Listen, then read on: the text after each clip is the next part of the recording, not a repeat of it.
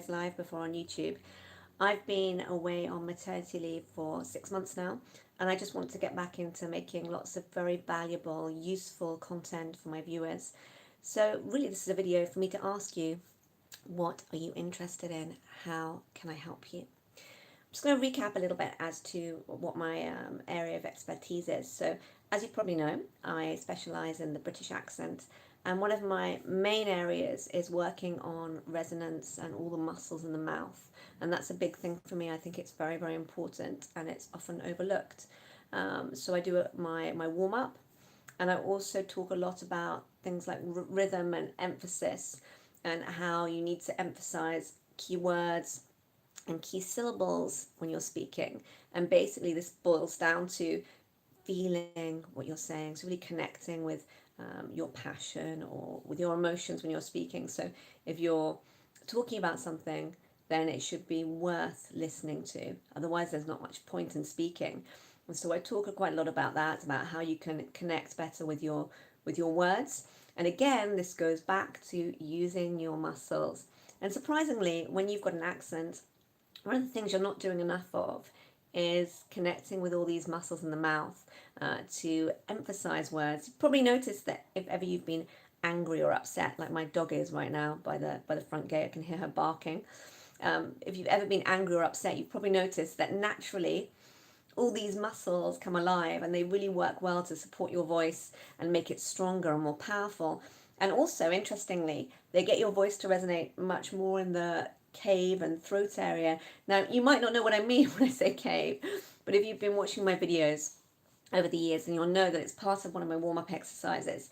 And it's essentially, I'll do it now, making the back of your mouth like a cave. Hi, Brian. Hi, good evening. That means you're abroad somewhere. You're not in Europe. Okay, so we're deepening the back of the mouth like a cave.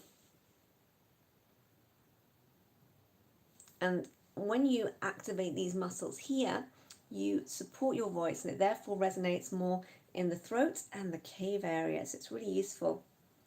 So that's one of the things I talk a lot about. I also talk about vocal variety. So it's really important that when you're speaking, if you get to the end of an idea, your voice comes down and then you're indicating to your audience that you've finished. And paradoxically, if you're in the middle of ideas and you're listing things, then you're going to be inflecting your voice. Hi, Rajat. Hi. You're going to be inflecting your voice if you're in the middle of, say, a list of ideas or something like that. And this is also really important because your voice can be very misleading if you don't use it correctly. So if you inflect your voice at the end of an idea, then it implies that there's more to come, or not so good, that you're questioning yourself. And you really don't want to be questioning yourself. You want to speak with authority and strength. And you might not always manage it, but at least you need to know how to do it. So sometimes, obviously, if we're feeling a bit vulnerable, then our emotions are going to come through in our voice, and people are going to hear that we're uncertain. And sometimes it's okay to be uncertain about things. I'm often uncertain about things myself. But in certain situations, for instance, if you're making a presentation or you're in an interview, you want to come across as certain. And so having control of your voice and knowing how to do this is really, really important, because it means that if you go into a situation where you need to impress people, then you can, using your voice.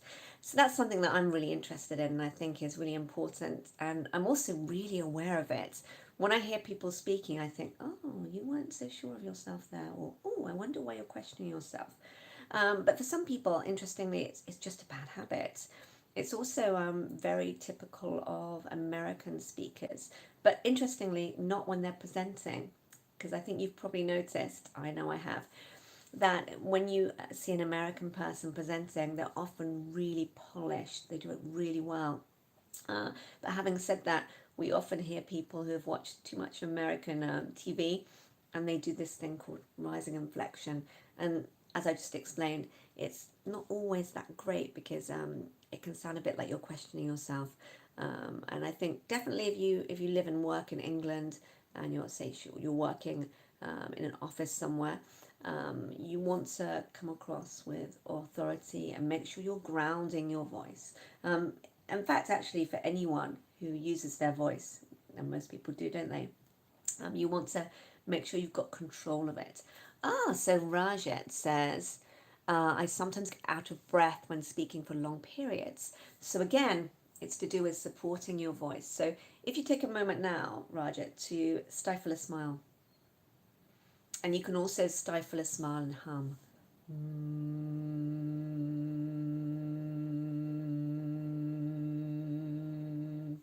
And when we do this, we actually activate the muscles here.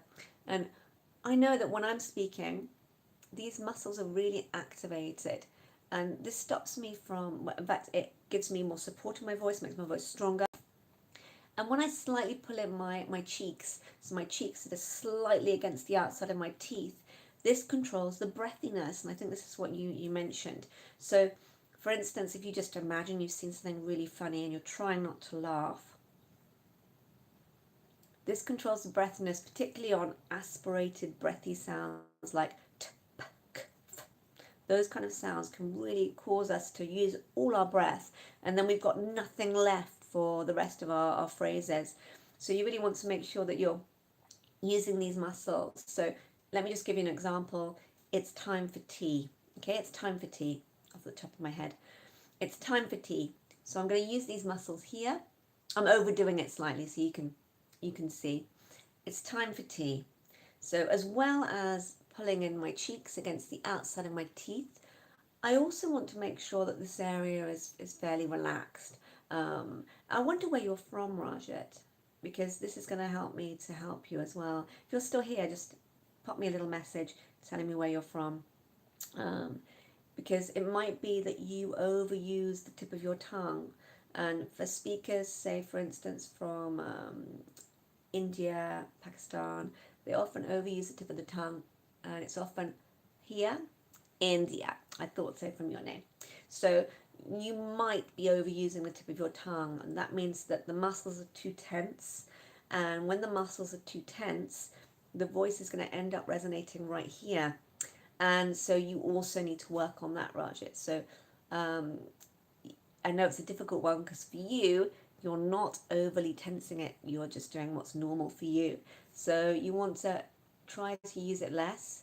And also you can position your tongue further back for sounds like t. So it's further away from the front teeth and a bit closer to the palate. And this will help to bring your resonance further back. And like I said, using these muscles here, but don't overdo it, just do it very slightly. Otherwise, again, you can bring your voice to resonate too much in your mouth, okay? Oh, it's been really great talking to everyone. Does anyone else have a question for me before I go? Or any suggestions as to what you'd like help with? So the breathiness is a good one, actually. There's lots of stuff I can do on that. Anything else?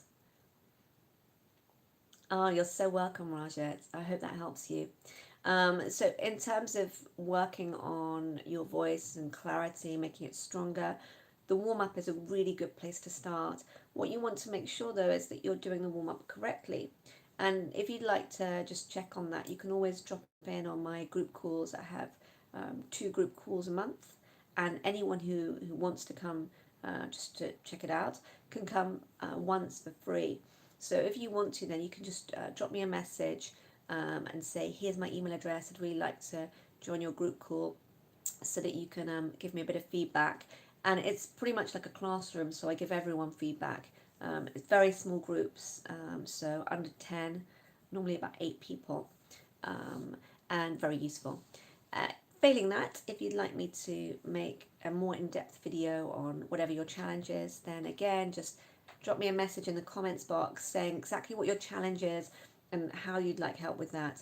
Okay, thanks so much for watching today. Really nice to see you all, or to be in contact with you all. And I hope that lots of people give me some direction for my videos, because as I said, it's been 6 months since I've posted anything, and I'd really like to be sharing some valuable content with everyone, things that are going to be useful and make a big impact on your speech. Thanks so much. Take care. Bye.